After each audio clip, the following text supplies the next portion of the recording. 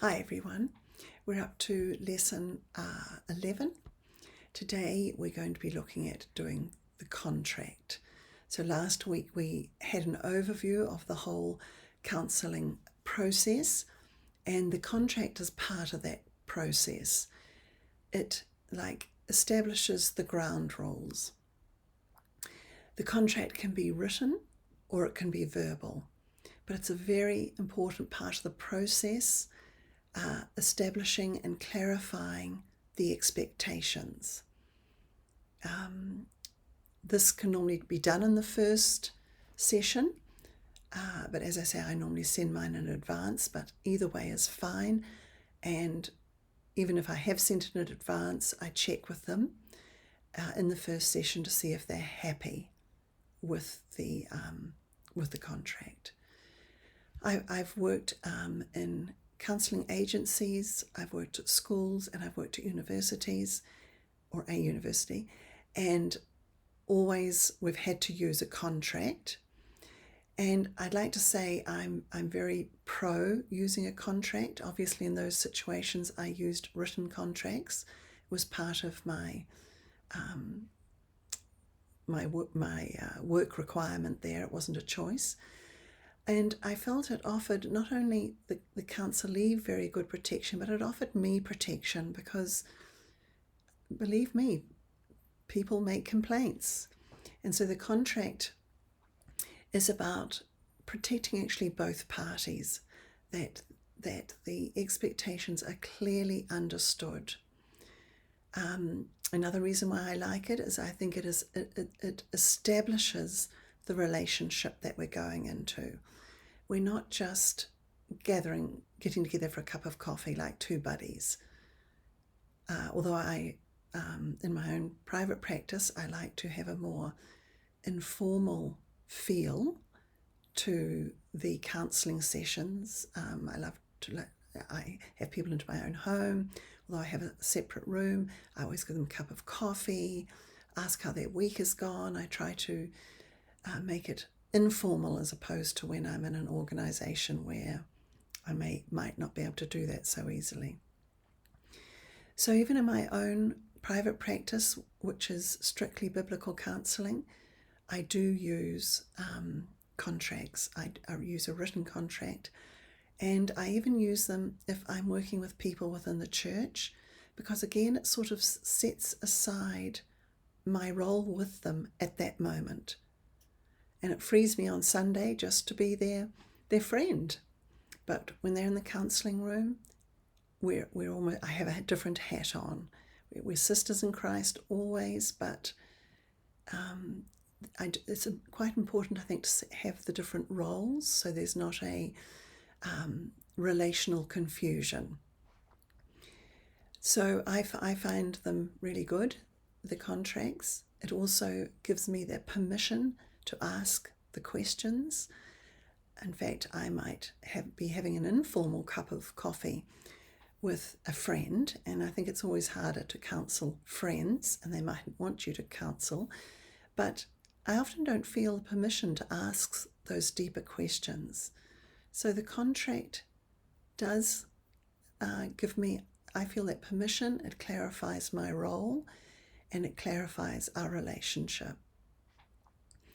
Another thing I like about using a contract, having done counselling in our church for years, I didn't ever use a contract, and I think that it allowed me to get burnt out, and it also created dependency on me. Of course, I didn't know about any of those things at that time.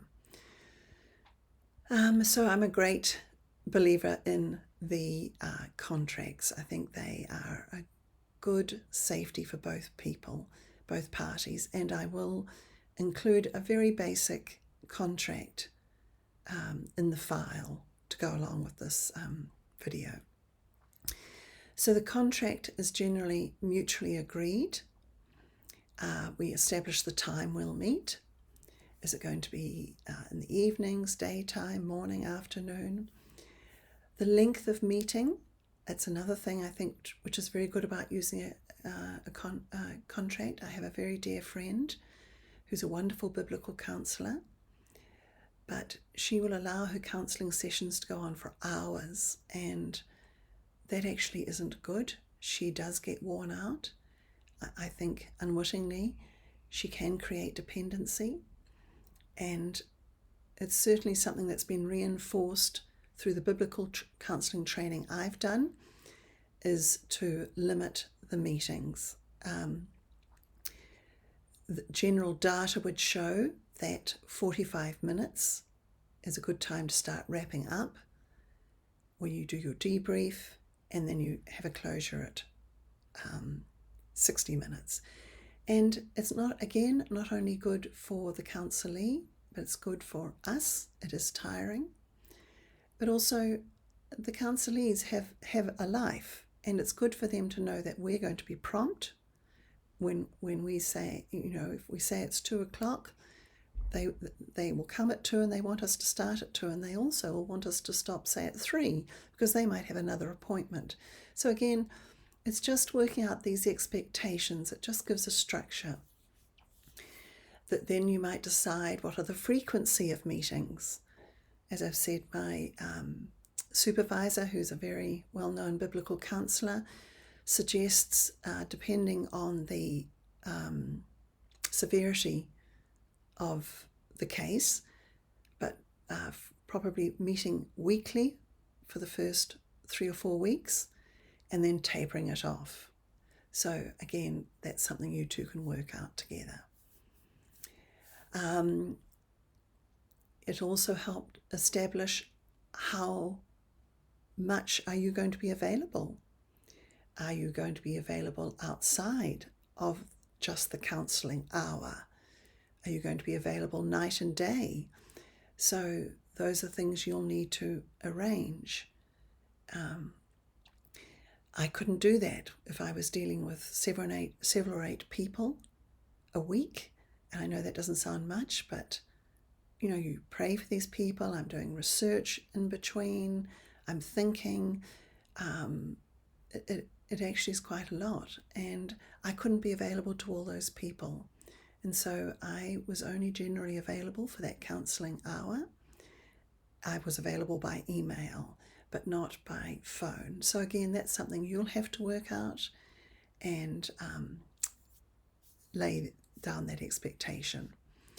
Confidentiality, establishing what confidentiality looks like. That you'll always agree on being confidential unless you feel they're going to harm themselves or harm others. So that is what the law allows. But it's good to clarify that. And even if you do have to, say, like, alert someone that your person might be suicidal, or they might be off to beat up their wives, obviously you can't ask their permission. So you do need to clarify that.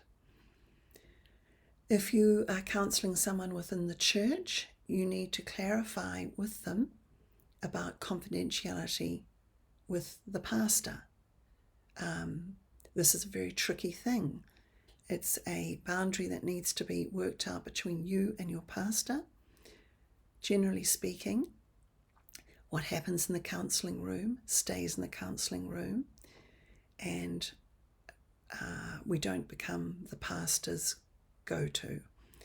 And he needs to respect that, and perhaps be asking the person you're helping directly. So try not to become that meat in the sandwich.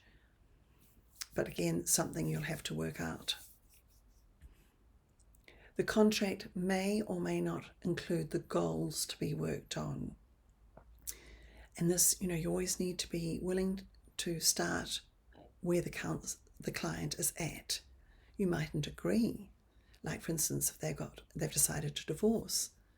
So despite what you might feel about marriage, you will have to put that aside and start with them where they're at, and hope and pray God will intervene. But it's not ours to enforce what we think they should be doing onto them. So we need to start where the client is at. So to recap, contracts can be verbal or written.